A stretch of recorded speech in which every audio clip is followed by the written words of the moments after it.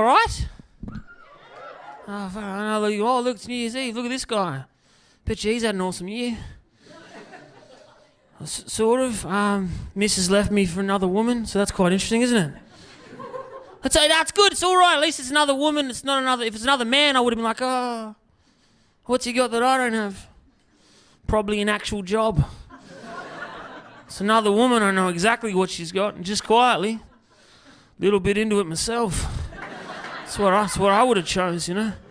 But I should have seen it coming. She met her playing softball, right? Now, for me to not see softball was going to lead her into the arms of another woman is the equivalent putting a house on a truck, moving that house to Tornado Alley, and just assuming, because the house has shown no signs of tendencies to being sucked up by a tornado in the past, that now that house is surrounded by tornadoes, wasn't going to get sucked up by tornadoes even though there was one time after a few drinks when your house told you that its deepest fantasy was to be sucked up by tornadoes.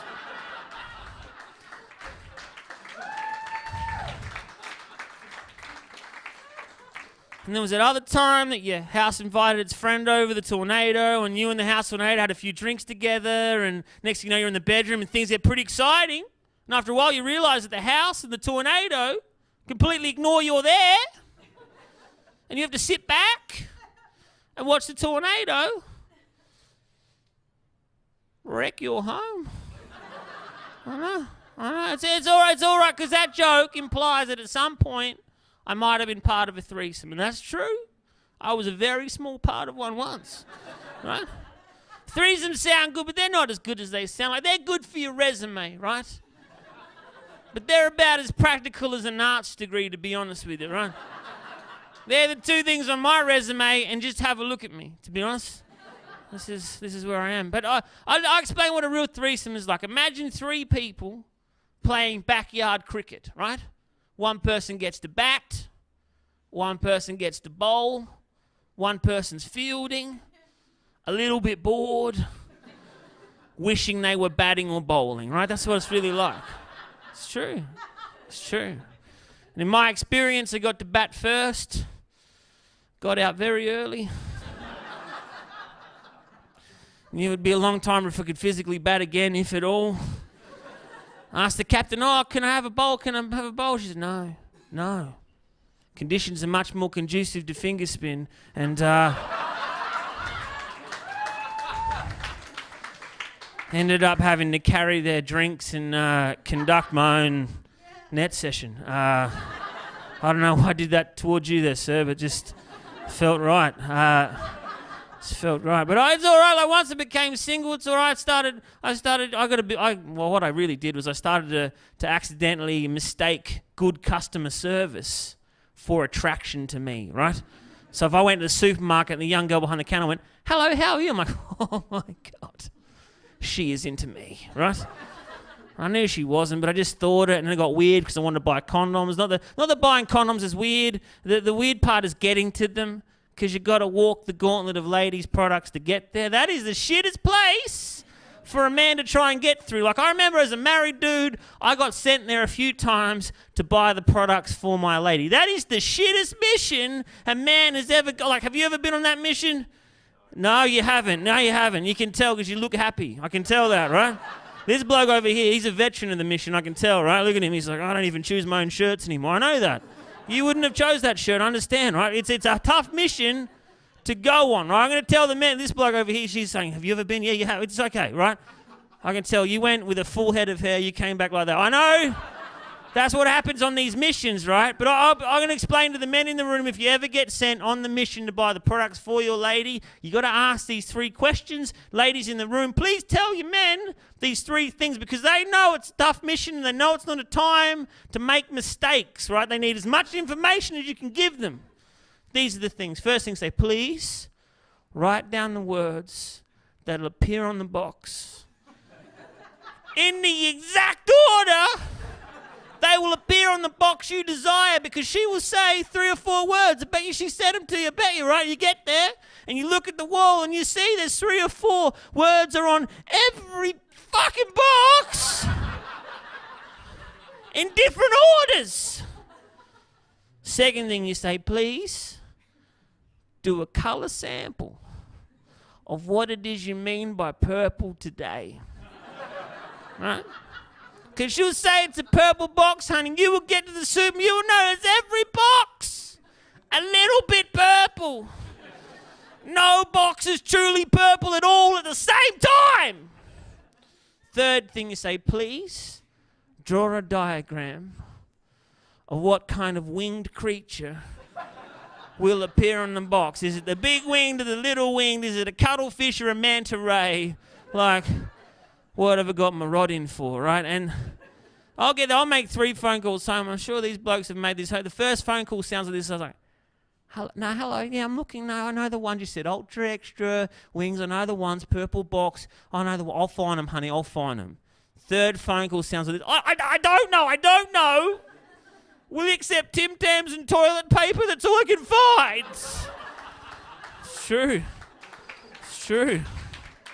Oh, man.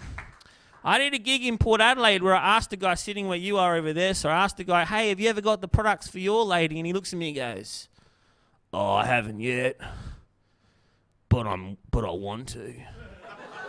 What does that even mean? He wants to? What? And then he got down on one knee and he proposed in the front row of the gig to his... Like, I've been heckled by some weird shit in the past. But marriage proposal mid-tampon joke beats everything, right? You can't beat that. You can't beat that.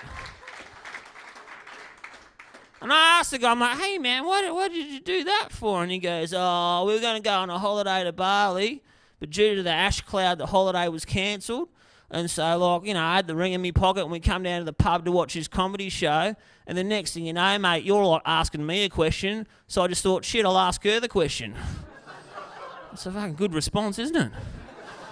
But I thought that was like the worst proposal. And then I thought about my own proposal, which was pretty bad and probably explains why I get the divorce in the end, right? I thought I could kill 2 birds with 1 stone. Right? I thought I could get her an engagement ring for her birthday, right? Still gets 2 presents. One of the presents is me, right? She eventually returns both presents, but... It's all right, it's all right. So I thought I could do that. So I went to the jeweler, I ordered a ring. She said, the jeweler was like, no, the ring's going to take at least 2 weeks, which was perfect because that's when her birthday was going to be. So awesome, the ring will be there in time. So I went home. A couple of weeks later, the jeweler rang to tell me the ring had come in perfect, only I was in the shower. And she answered it. And for some reason, the jeweler didn't suspect that perhaps the lady on the line was the lady that was going to get proposed to. And the jeweler said, and I quote, oh, how you going? Yeah, your engagement ring has come in. Right now, that is not something you pre-tell someone. The whole point of the engagement being a surprise is so they don't have enough time to think about it. Because if you had a good couple of weeks ago, oh no, he's proposing to me in 2 weeks. If you got told you got 2 weeks to think about it, in 2 weeks you're going to go, you know what? Probably going to leave it this time.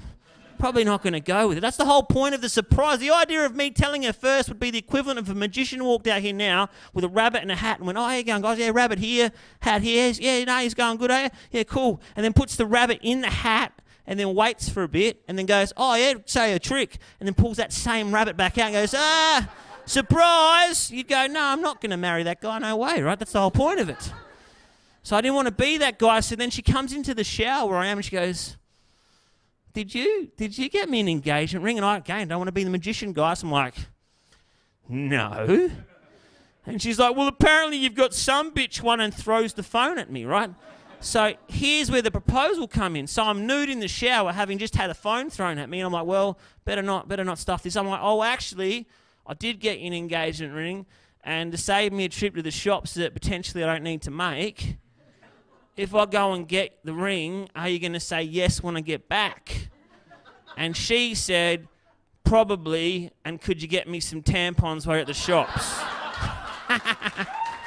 Got there. Oh. But I'll be honest. I also got kids. I got 3 kids, and I think a 4th one on the way. I'm sure of that. But kids, like my smallest child is awesome. My other 2 are a bit shit, right? And they are, and I tell it to their faces. I feel it's my job as their dad to just let them know that they're a bit shit, right? Because when I was a kid, teachers would do it. Teachers would say, you're shit. My teachers would say, Fabien, you were a bit shit. I go, oh, yeah, I know. They go, please move out of the way, let the good kids do all the stuff so our school will win everything. And I knew when I got out of the way and they won everything, I was part of those winning teams by not being a part of those winning teams, right? That's how I helped out. But now they don't do that. Now at school they go, no, it's not about winning or losing. It's about participating and trying your best. It's all about trying your best. Doesn't matter how bad you're at something. Just keep trying it. Just keep trying your best, and you can do whatever you want. You can do whatever you want because if you just believe, you can't do whatever you want. Some people are a bit shit at things, and they need to try something else, right? They need to be told early. That's why I tell my kids they need to be told early, because I don't know, like, what do you do for a living, mate? You're an insurance guy. For the purpose of this joke, we're going to say you're a builder. How does that sound? It's just going to work better, right? It's just going to work better. So what was your name? Josh. So there you are, Josh, and you just build a house, right? Because you're a builder, right? You build this house, and it's amazing, right? And there's this beautiful house, and all of a sudden it falls down, smashing a work vehicle and injuring a fellow worker. Your boss is going to go, Josh, this is the 5th one of these houses you've built, mate, that's come crashing down. 7 blokes are in hospital because of you. 7 guys in hospital. There's 8 work vehicles we can't even use anymore because they've been crushed because of your terrible workmanship, Josh. But you know what, mate? Just keep giving it a go, champ. Just try. It's not about building houses that stay up, mate. It's just about trying to build. You just tried to build it. You just try to build. No, it's not about being able to live in a house. It's about trying to build a house that maybe someone could potentially maybe live. It's not about doing it good. It's just about doing it. So as long as you did a good job, the best of your ability, which is a bit shit, but you just gave it a go, didn't you? Gave it a go. You're special, Josh. Go on, I'll see you tomorrow, you little champion. That's not what's really going to happen in the real world. Your boss is going to say, Josh, never come back here. I suggest you get into insurance. That's what they're going to say. That's what they're going to say. It's true. And that's what I tell my kids. I say, either be as good as your little brother. Find another family. Just move on. Just move on. But I'll be like, and your oldest is always your shittest. A lot of people won't admit to that. It's true. Oldest is your shittest because no one ever got the first try at anything right. Let's be honest with it, right? You work your way up to getting something good, right? Your oldest is a bit shit. And it's because you love it too much. You love your first one way too much. Like, you're scared the whole world's going to kill it. By your 3rd child, you're looking for something to kill it, right? It's a different way of doing it. That's your oldest. Your second, but your oldest, though, I must admit, your oldest is usually like pretty smart because you tell them more than you probably need to. Your oldest is extremely intelligent because you tell them all the information. So your oldest might be soft because you love it too much, but usually smart. Second kid comes along and you go, well, do I need to tell it all that same stuff again? Probably not all of it. So you give second child what I'd call a dumbed down version of life. Second child will usually be a bit tougher, but potentially dumb as shit. Right now, a lot of people in the room just then went, no, that is not true. You were probably the second child. And you don't get the joke, but that's just because of who you are. 3rd child's your best child, and the reason for that is because you don't even, as a parent, you play no part in bringing it up. You let the other 2 do it for you, right? Sometimes you'll meet the 3rd one in the hallway, just go, who are you again? Oh, that's right, you're the 3rd one, aren't you? Yeah, I'll see you around, whatever. Don't even know his name. That's what it's like with your 3rd one. My oldest, I must admit, I tried to live my dreams through it. Like, I wanted to be a football player, but due to being shit at it, it didn't work out, right? But I thought somehow through magic he was going to be the greatest footy player ever to play football, right? Just because I wanted him to be. He didn't want to play football. He's like, Dad, I don't want to play football. I'm like, why not? And there's a kid in the team called David who's big and tough and scary, Dad, and I want to play because I'm scared of him. And I told him what all Dad said, hey, David pushes you around, buddy. You do whatever he does. Back to him. I mean, I'd seen David. David was like 6'4" and 190 kilos. Like, shit. I was terrified of him, right? First game of the season, they run out, right? They run out. And my boy and David bump into each other and go, shit. What's going to happen here, right? And David pushes my son and go, shit. I know I told you in the event of a giant child hurting you to hurt it back, but I've told you to clean your room like 7,000 times. You've never done that. One time I tell you, in the event of a giant child hurting you to hurt it back, have a think about it. Dad has got this completely wrong. do not hurt the giant child back. You just see my boy just go, oh, I've let Dad down so many times to clean the room thing. This is my chance to make it up to Dad. Oh, I'll just do it. And my boy, with the biggest open hand slap, just slaps David in the face like he's breaking up with him. Right? I'm like, what? What are they doing? What are they doing? And then David just stands in mouth and just going, now this game's at 8 o'clock in the morning. Right? I assume David has not had breakfast yet. He's just going to eat my son. He's just going to eat him. He's going to eat him. But he doesn't. He just stands in mouth and he's going, like that, right? And all the other kids get in a huddle going, look at that. That kid just hit David back.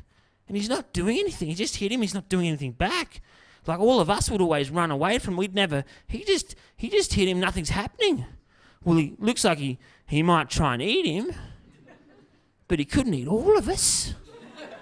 Let's get him, right? So the whole team stormed David the Giant to get their revenge and all start beating the crap out of the giant kid. I'm like, come on, dads, we got to break it up.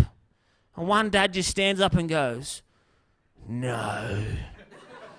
He's had it coming. Who are you? I'm David's dad.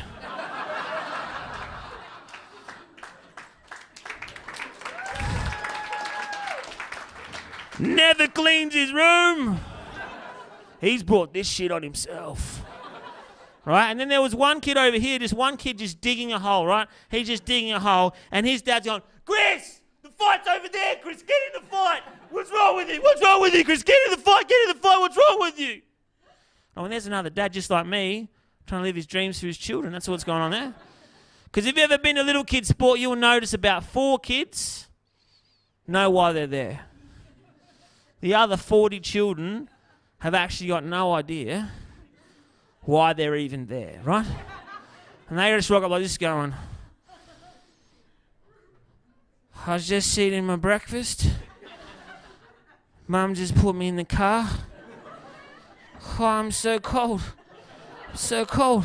Why have I got tiny shorts on a cold day? It's a cold day and I've got tiny shorts, I've got long socks, I've got tiny shorts.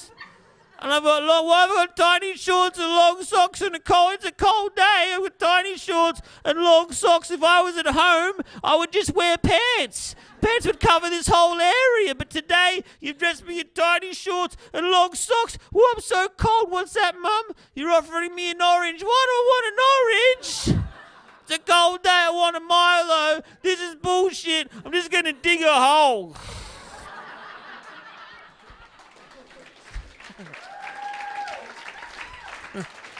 That's why there's so many injuries in the AFL after half-time. Half-time, they have the little Oz kick dudes on. Those confused little 5-year-olds dig holes everywhere.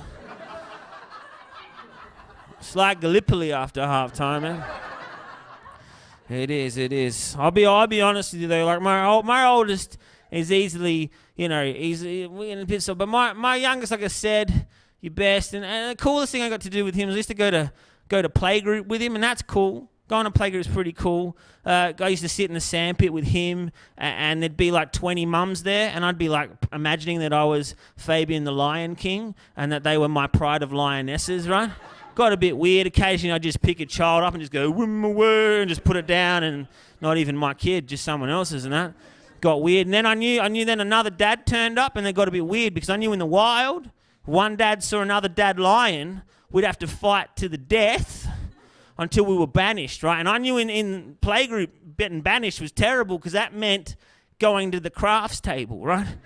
Because there's no place shitter. Like I told you that the tampon aisle was pretty bad. You've seen nothing till you've been to a crafts table, right? That is the shittest place on earth. I'll explain. We went there and I got to the crafts table and they said, today we're gonna make a Santa Claus out of some stuff here for Christmas. And I'm like, oh, that sounds exciting, a Santa Claus for Christmas. And I think, well, there must be all the good ingredients to make a perfect Santa Claus sitting on this table. And I look what there is there, and there's glitter, there's red cellophane. Like, where's that in the real world? I've never seen it apart from a crafts table. There's glue in a big pile with sticks in it, almost made so the kid could just eat the glue. It's bullshit.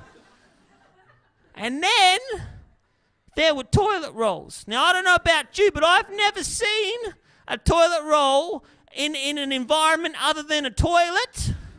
And I've never grabbed a toilet roll ever in my life, having gone, oh, toilet paper bum, toilet paper bum, toilet paper, oh, the toilet roll's empty. Better go and disinfect myself, come back and retrieve said toilet. That's never happened. You've gone, toilet paper bum, oh, toilet roll's empty. I'll just grab that with my filth hands, and I'm just going to walk down a playgroup like this, not even to put pants back on, just going to walk down there and go on, make some Christmas cheer. I did that, and I had that argument with my playgroup teacher, and while